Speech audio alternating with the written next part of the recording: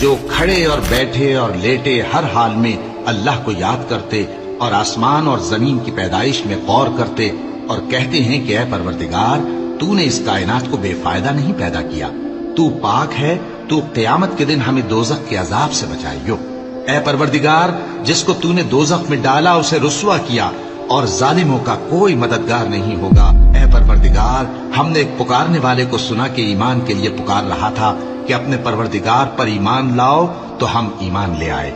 سو اے پروردگار ہمارے گناہ معاف فرما اور ہماری برائیوں کو ہم سے دور کر دے اور ہم کو دنیا سے نیک بندوں کے ساتھ اٹھائیو۔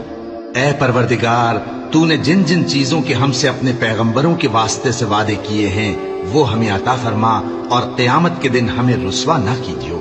کچھ شک نہیں کہ تو خلاف وعدہ نہیں کرے گا۔ تو ان کے پروردگار نے ان کی دعا قبول کر لی اور فرمایا کہ میں کسی عمل